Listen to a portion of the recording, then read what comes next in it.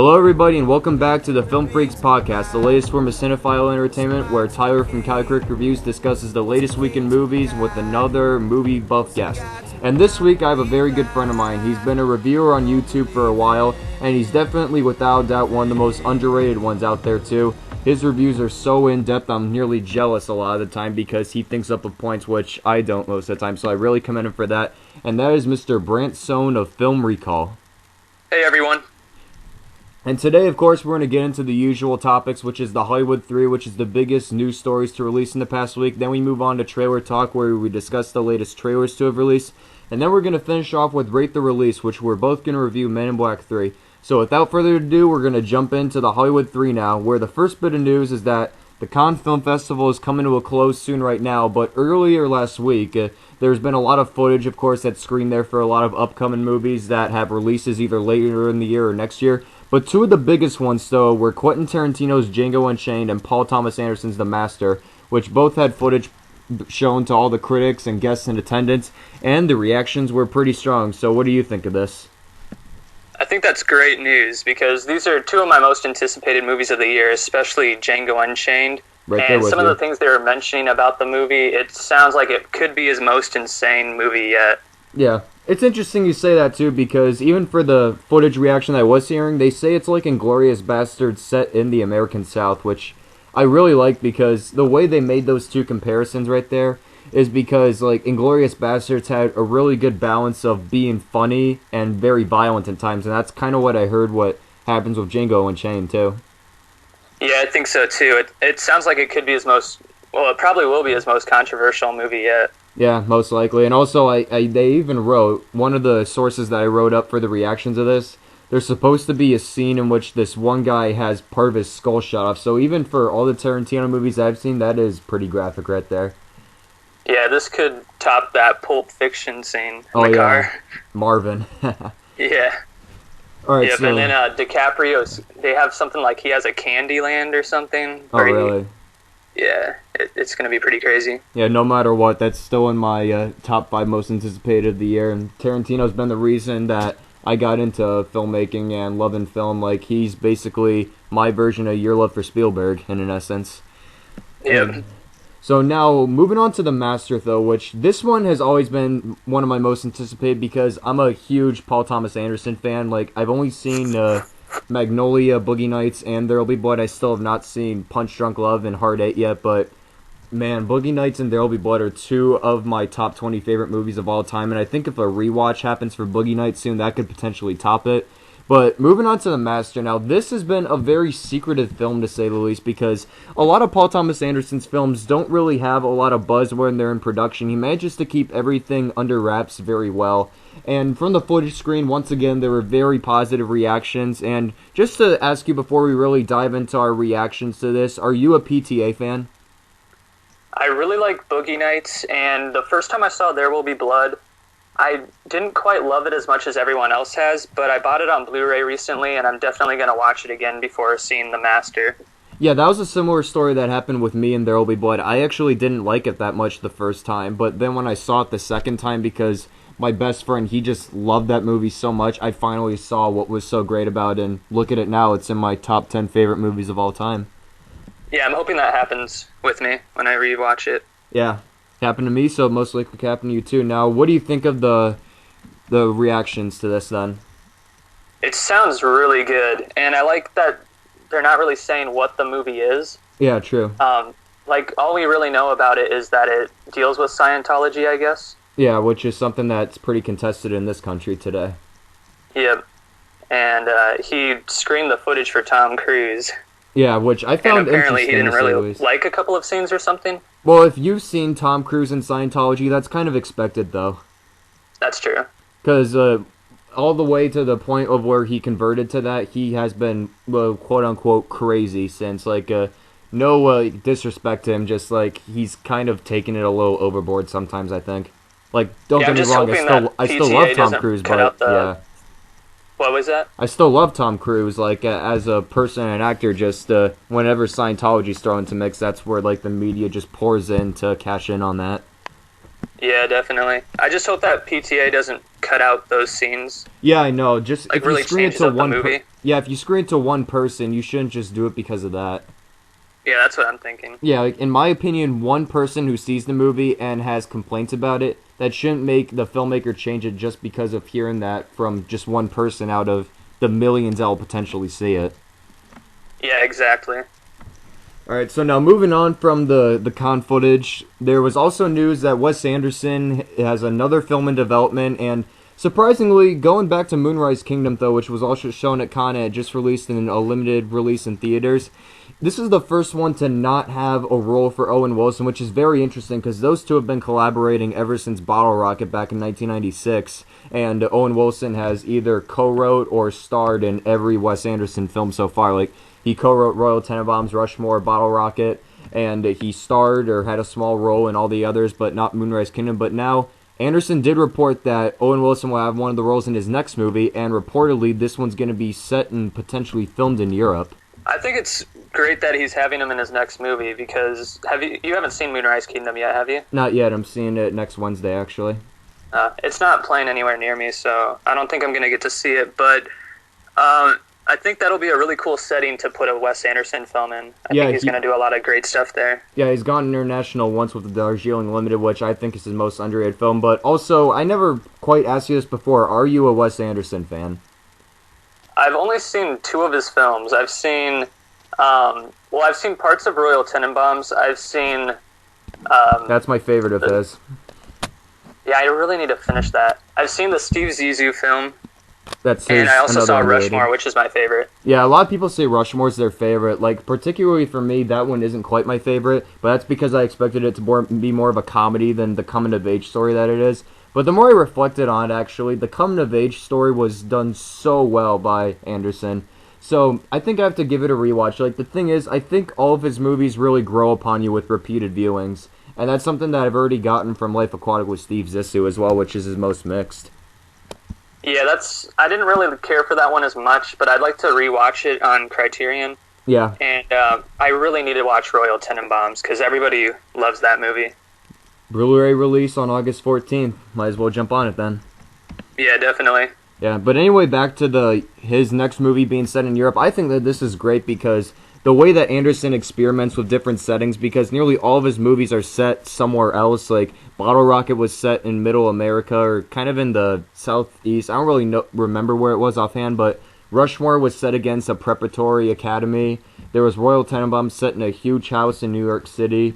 And then Steve Zissou, of course, so we all know where that was, around the sea pretty much, and the islands around it. And then for Fantastic Mr. Fox, which was his first ever foray into animation, that was brilliantly done, which is one of my favorite anime movies of all time, and the Darjeeling Limited, which was set in India.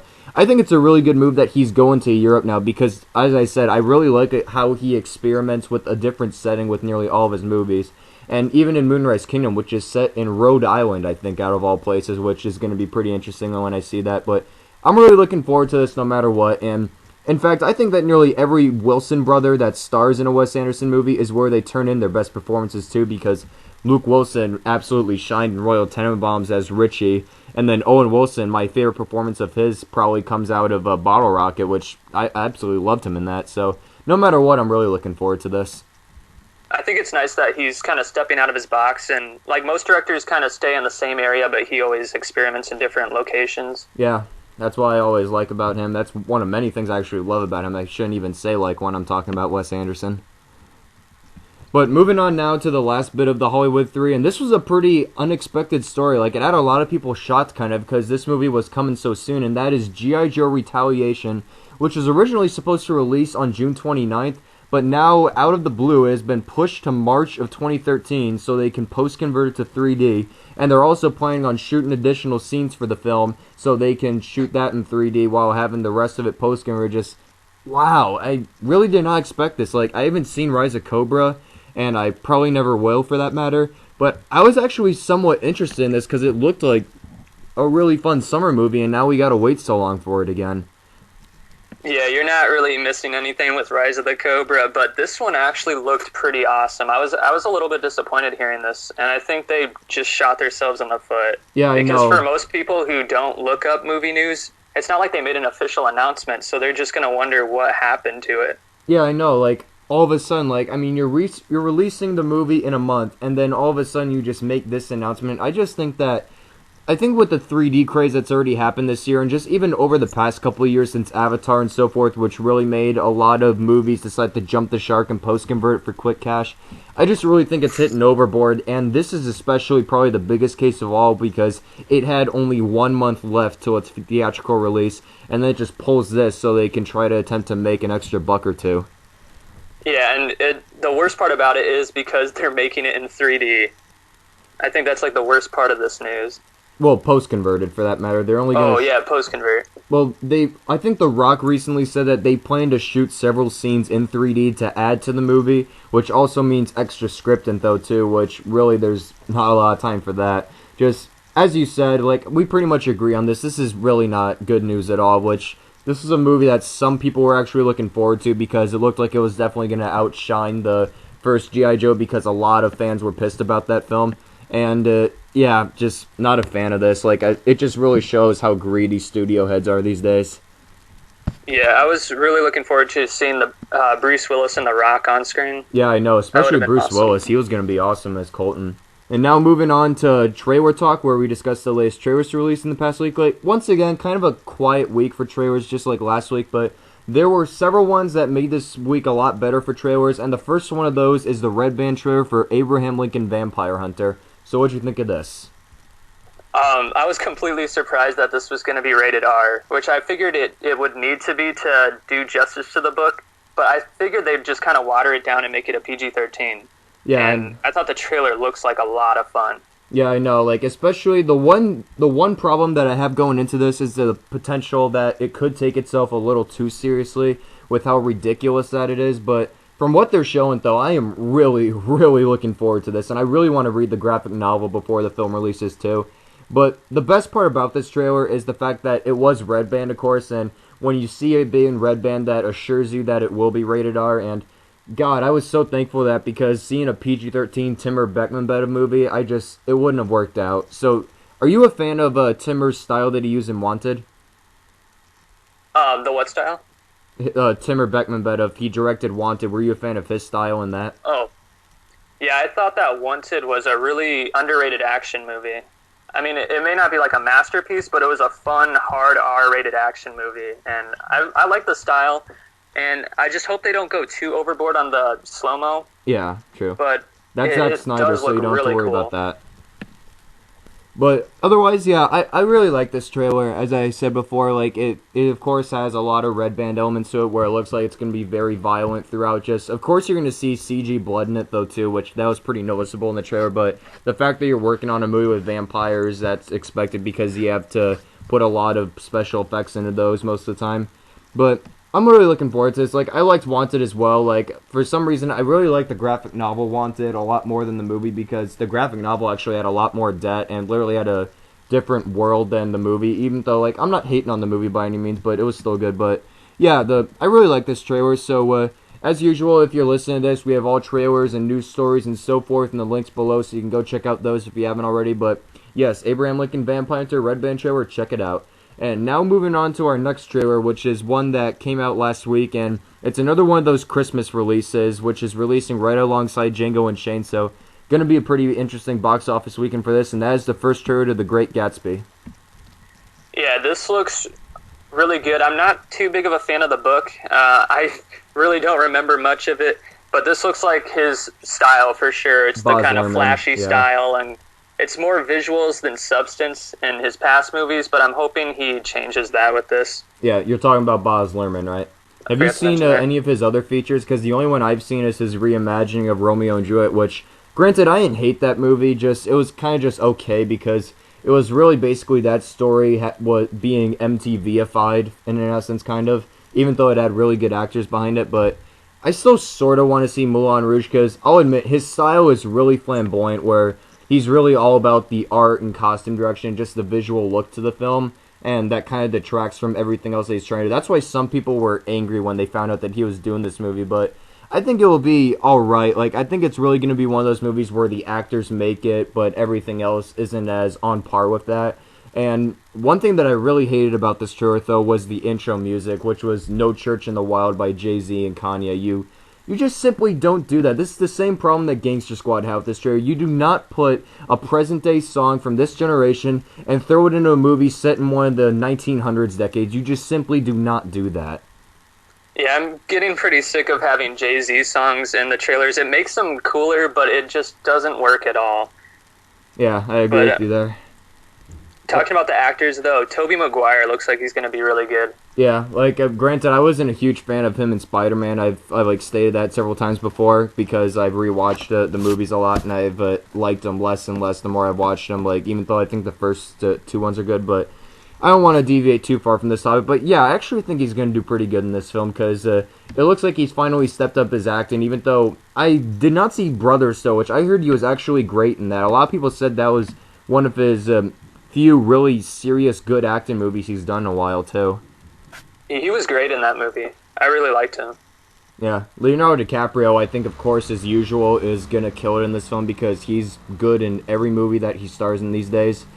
Carey Mulligan, I'm a little bit shaky on because some of her credits in the past, ever since she became a star from An Education, she's done some good performances, but then there's others that just haven't really been completely on par, like Wall Street 2, for example. But I'm really looking forward to Joel Edgerton's role in this too because he's become a really good actor as of late as well. So I'm looking forward to this movie. Just it doesn't have much as high anticipation as I do for Django Unchained, of course. But I'm biased when I say that because Quentin Tarantino is my favorite director. But nonetheless, I'm looking forward to this movie. I'm just keeping my expectations low because it is a Baz Luhrmann movie where he really gets in the way of making everything look cool, but that overshadows story elements and more. But I'm looking forward to it, to say the least. Yeah, same here. I'm definitely seeing Django Unchained, though, over that. Yeah, I know. I'll be seeing Django Unchained first, though, no matter what. But moving on to our next trailer, which is a teaser trailer, actually, in which our final two trailers that we're going to discuss are teaser trailers. The first one is for a highly anticipated film coming out this year, and for all you James Bond fans out there, you're definitely going nuts right now, and it's the first teaser trailer to Skyfall. This looks like possibly the best James Bond yet. I mean, just from the trailer alone, I think it could be better than Casino Royale. Yeah, I haven't seen Casino Royale, unfortunately. In fact, I'm gonna get hate from any James Bond film. I'm gonna get hate from any James Bond fans that are listening to this because I've only seen two James Bond films: Die Another Day and Quantum of Solace. Like, both really aren't that special, but I thought that the Bonds were great, especially Daniel Craig. I think that guy's a really good Bond. Like, even for how much I didn't like Casino Royale, he did a really good job in that film. And here for this teaser, like, even though it's just a teaser, I am so unbelievably excited for it. Yeah, and especially with Sam Mendes directing it. Yeah, for some reason I think his style all over the teaser. Yeah, for some reason I think that was a good choice at first, but then when I re-looked at his filmography, I went, this guy's got a lot of range in his directing. He literally experiments with a different type of genre and setting with nearly every movie he does, so this is actually really good for him. But watching this trailer, though, I mean, the cinematography by Roger Deakins, who, in my opinion, is the greatest cinematographer there is. I mean, that guy has Academy Award nominations to his name left and right. Just the one problem, he hasn't won an award yet, surprisingly. But some of the shots in that trailer were just mesmerizing at times. Yeah, I love the shot at the end where he's walking towards the huge flame. Yeah, Raul Silva, the villain played by Javier Bardem. I think Javier Bardem's going to absolutely kill it as a villain because he has an approach to playing villains that we started to see in No Country for Old Men, which, granted, his performance as Anton Chigurh is one for the ages. I think the guy can play a villain spot on, so I'm really, really looking forward to see him as well. Yeah, definitely. The only thing I'm a little bit worried about is how well he's going to direct the action. Yeah, same thing, because he hasn't really worked with action that much. The most he's worked with was in Jarhead, and he used a lot of handheld cameras to shoot that. Did you see Road to Perdition? No, I didn't, but I really want to. How'd he shoot it in that? I want to check that out to see how I heard there's some shootouts in that, so I just want to see how he handles that. Yeah, same thing. I really want to dissect his filmography because the only films of his that I've seen is, well, actually, only one movie I've seen of his is American Beauty, which, granted, is one of my favorite movies, but I really want to see more of his films because, from what I hear, he's a very good director because of the fact that he works with nearly a different genre almost every time. But I wouldn't really say genre, but every movie has a different setting to it, which shows his range, which is pretty good. Yeah, I need to see more of his movies. I've really only seen American Beauty, I think. Yeah, so we're both even. We both have homework to do before November 9th then. Yep. Alright, so James Bond, new movie Skyfall coming out this November. Check out the teaser trailer, if you will, which actually will tell you really need to because it's a great trailer without a doubt.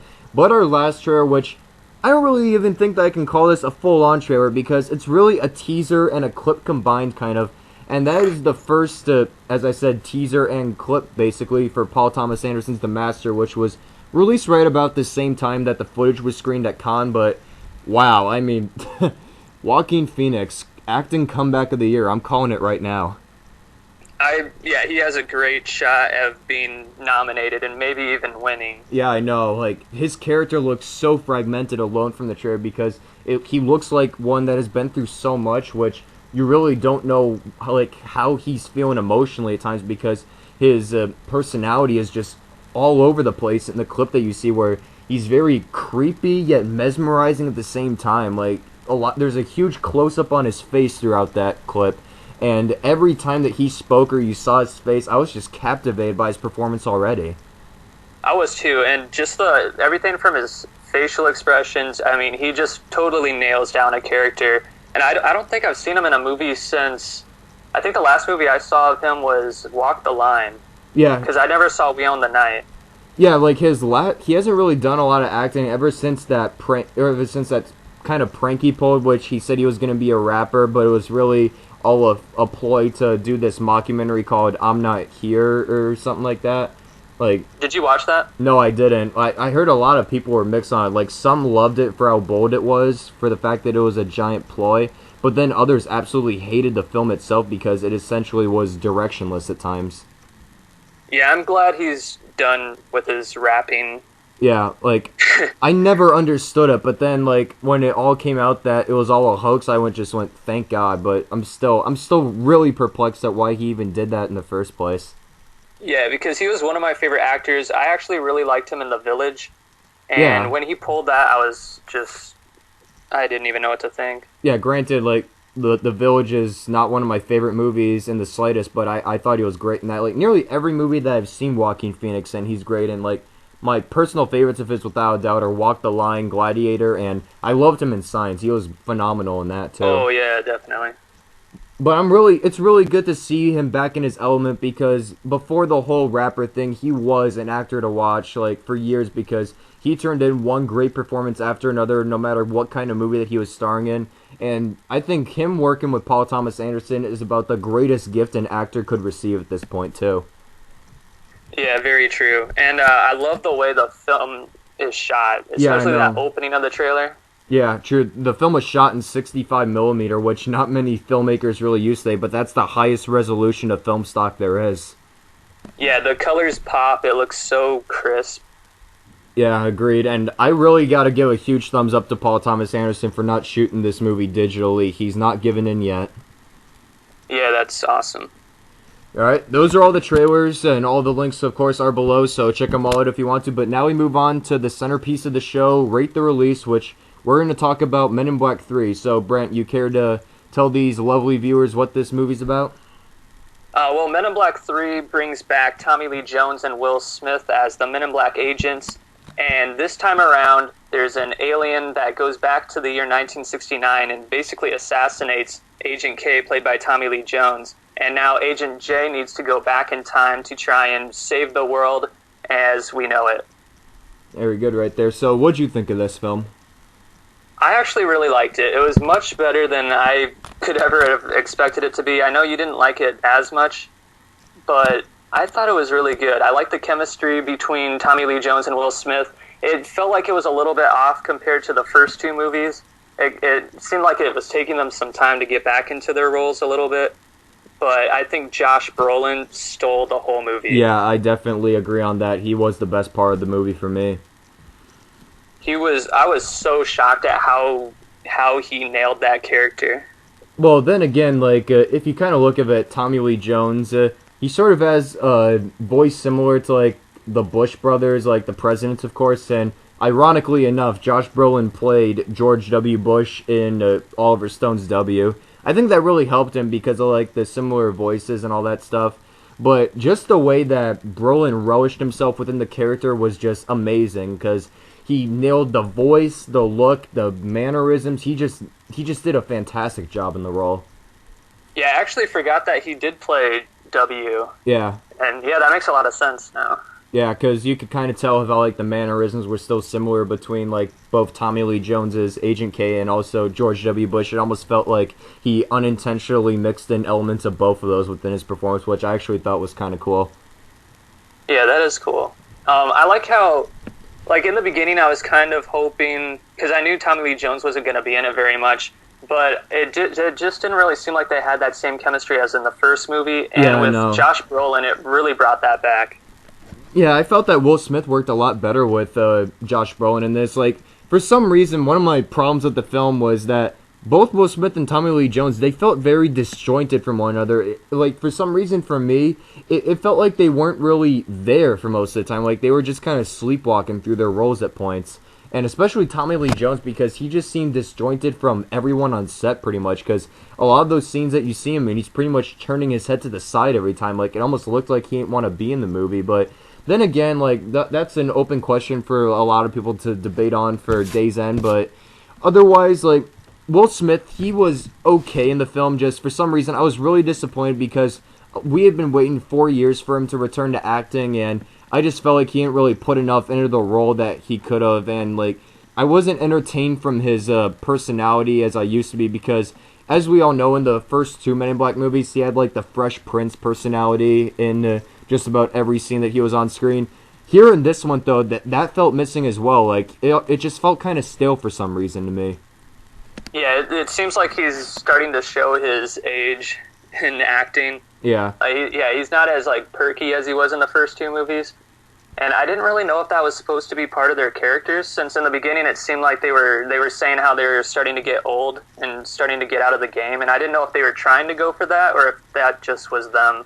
Yeah. Well, you can't really say that about Will Smith looking at him physically, though, because technically ever since the first Men in Black, he really hasn't aged physically, but one can say that his acting kind of has, though. Oh, yeah, definitely. Yeah, he still looks the same on the outside, but his acting is starting to... Which I don't really know. We'll have to see him in more movies, but at least in this movie, it seems like he's starting to fall out. Like those 4 years were too much of a break. Yeah. Well, the 4 years weren't much of a break for him. It was more of an opportunity to Hollywoodize his kids, pretty much. Start making a ton of remakes. Yeah. But otherwise, moving on to other things, what'd you think of Jermaine Clement from Flight of the Conchords? He played the villain Boris the Animal. I think he might be the best villain in the series. Yeah. I thought he was pretty cool. And I like the design they gave his character. Oh, yeah. Speaking of the design, like, I have to give huge props to Rick Baker for the alien makeup effects. That guy, in my opinion, is the greatest makeup effects artist in Hollywood and has been for the past 30 years or so. Like, he's done the makeup for so many well-known movies over the past 30 years. It's insane. Yeah, I agree. He's my favorite makeup artist, too. Yeah. And I like that they went practical. Yeah, I know. For a lot of them, they did go practical. Like, it's obvious where you can tell where they are CG, but for the ones where you can definitely see the makeup, Baker did a phenomenal job. Reportedly, he designed over 300 aliens or so for the movie. Wow. Which, that's extreme dedication right there. Yeah, very true. Yeah, that was where them and Josh Brolin were the two things that I really liked the most about this movie. On to Jermaine Clement as Boris the Animal. Like, first let me get out, I think Edgar the Bug, played by Vincent D'Onofrio in the first one, is the best villain. Laura Flynn Boyle's villain in the second one I thought was god-awful, though. I think Jermaine Clement did a good job with what he was given. I just felt that he wasn't really given enough because most of the time his character just kind of growled or snarled at others for most of the time. But when he did speak most of the time, when he did have actual lines of dialogue, I thought that Clement delivered those really well, though. Yeah, he did snarl quite a lot. Now that I'm thinking back, I do prefer the bug in the first movie a lot more. Yeah. But this definitely makes up for the villain in the second movie, which was terrible. Yeah, in my opinion, the villain in the second Men in Black is one of the worst movie villains I've ever seen, like, in any movie. I go as far as saying that. Yeah, she wasn't menacing, and she wasn't even, like, cool. She was just like a person. Yeah. And plus, she had a very flat line delivery, too, while Clement, on the other hand, didn't, even though, like, you can tell that they messed around with his voice in pre-production, kind of, but given the character, that was kind of expected, though. Now, also moving on to one more thing, like, the big news that this movie had didn't have anything to do with the fact that this was being made anyway or being announced. It was the fact that they started shooting this movie without a completed script, so they essentially wrote the movie while they were shooting, and then they took like a month or two break or so from shooting, and then got back into it once they finally had the script completely finished then. So, what's your input on that then? I think it does show some points in the movie. There's like some pacing issues throughout, and not all the jokes worked for me, and there's quite a few plot holes throughout the movie.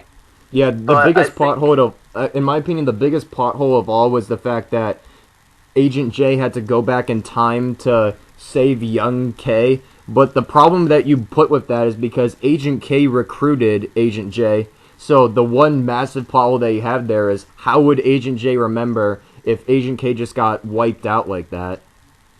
Yeah, that was a huge plot hole. And I think they tried to explain it a little bit, but they really didn't touch up on it very much.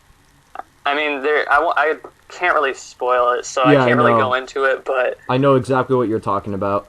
Yeah, I mean, it really wasn't that much of an explanation, though, and I didn't really understand it either. Yeah, I can say that the twist in this movie that involves what you're talking about, it caught me off guard for a second, but the way that it played out, it just all felt kind of blah for some reason. Like, I was expecting a better explanation, kind of. Yeah, what did you think of the ending? Alright, I like the ending because it does leave it open for yet another movie, but at the same time, I kind of don't want that to happen, so I kind of just contradicted myself right there, because I don't really think this franchise needs another sequel because they've been losing steam film by film. However, in the end, though, like, they ended it well enough to the saga continues, but I guess that leaves the viewer to decide whether they're going to continue this franchise or not. However, in the end, though, I thought that this movie, like, it was really disappointing because the reviews that released, I think this movie has way too high of a score on Rotten Tomatoes. It has, like, a 68% right now. I kind of want it to be a bit lower because I don't know what some critics saw in, like, it being so good because I expected a lot more from this, especially... I think my intrigue was a little high from the fact that this movie had such an insane budget for one, and then that it had script issues, of course, when they were shooting it, that some actors almost threatened to leave working on the movie at some point as well. But I don't think the movie is awful by any means. It's not great or good. It's just kind of in the middle for me. There were some elements that worked. I really liked the alien special effects, of course, and Rick Baker's makeup. Josh Brolin's performance was great. However, Will Smith and Tommy Lee Jones, they just didn't completely click on screen, whether it was just one of them or both of them on screen at the same time. Oh yeah, and before I give my final rating on this, I want to know your thoughts on this. There was a character in this Griffin or something like that, or Griff, one of those two. Yeah. Like, he could predict things that could happen, like he was kind of like the fortune teller of the film. What did you think of this character? Because he's really starting to split people. Well, I actually kind of liked him. I mean, he gets a little annoying at times, but I don't know, I kind of liked him. I thought he was an interesting character, I guess.